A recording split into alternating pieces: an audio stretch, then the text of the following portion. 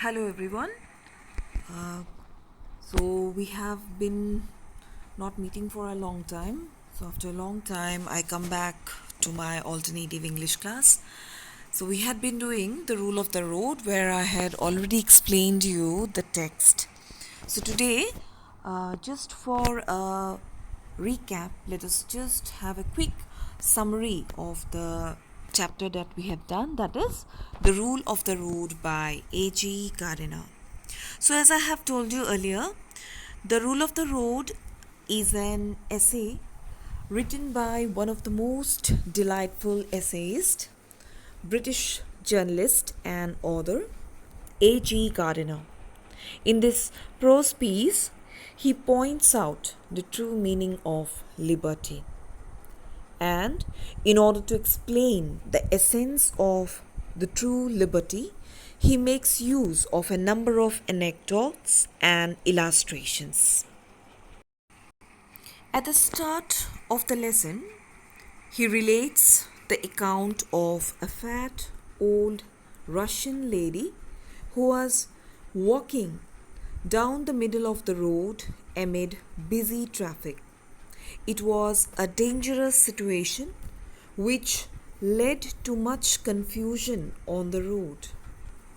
But when someone pointed out that she ought to walk on the footpath, she arrogantly replied that she could walk wherever she wanted, as she got the freedom to do so.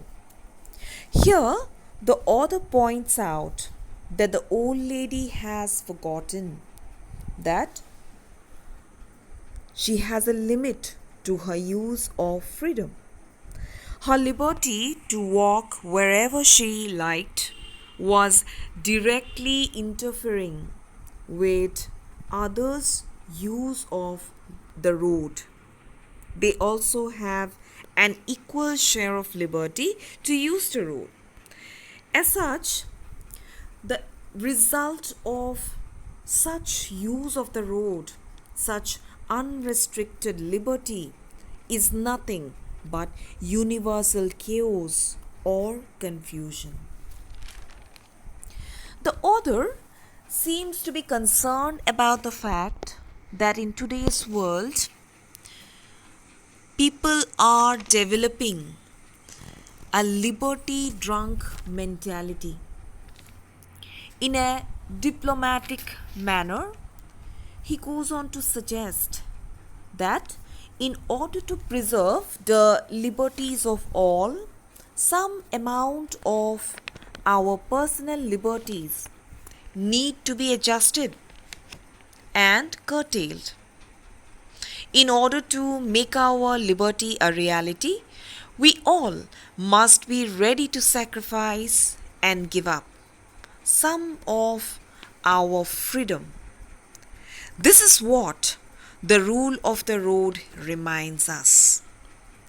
The traffic policeman at Piccadilly Circus is thus not a symbol of autocracy, domination, or repression, but an agent of liberty. He is not violating our independence and liberty when he stops our vehicle on the road, but he is making sure that everyone on the road has an equal share of liberty.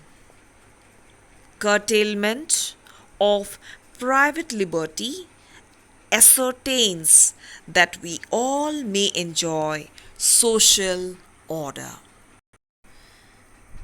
Gardiner also mentions that there are certain matters which do not touch or interfere anyone else's liberty, such as personal choice of dressing up, keeping a peculiar hairstyle, going to bed late or waking up early. It is a kingdom where we are the sole masters, and we can use unrestricted liberty. But when we come into contact with the freedom of other people, we have to remind ourselves to restrict our personal freedom. Only this way, both personal freedom and social liberty can actually coexist. Adjustment of interest thus is the key to liberty. The author further points out that unfortunately we are quick to see the fault of others than our own. He says that consideration for the rights or feelings of others is the foundation of social behavior. Here again, he provides us with an instance from his real life. Once, he was reading a blue book with much seriousness during a train journey. The purpose was to earn an honest penny out of it. But he was soon deprived of the calm environment such serious reading demanded due to one of the co-passengers in his compartment. This gentleman was talking to his friend throughout the journey in a loud and pompous voice. This man did not have the civic sense to realize that there were other people beside him who could have better and more important things to do than listening to his blaring criticisms on miscellaneous topics. Similar is the playing of the trombone, which renowned essayist William Hazlitt considered to be a fearsome instrument.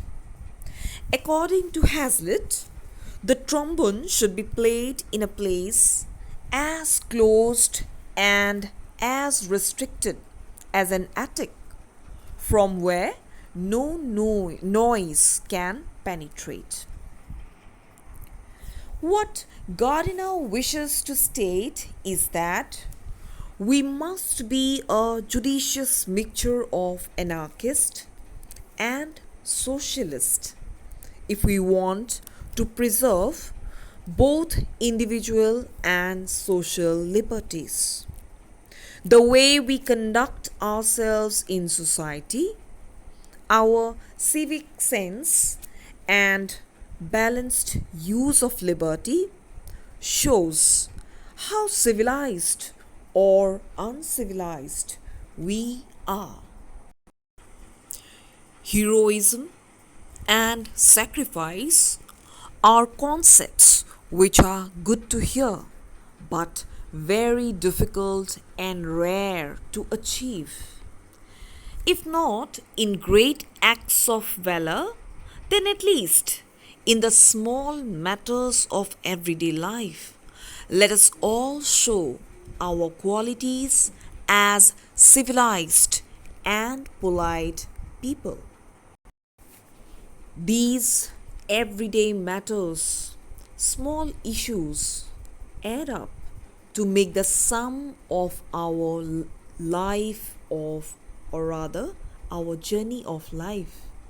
By following the simple rule of the road, we can make the journey of life sweeter and better. Thus, the rule of the road here stands for the rules we need to follow in the road of life, in our journey of life. Only then a true order and a true sense of liberty is possible. I suppose you have understood this small summary. Thank you very much. See you soon.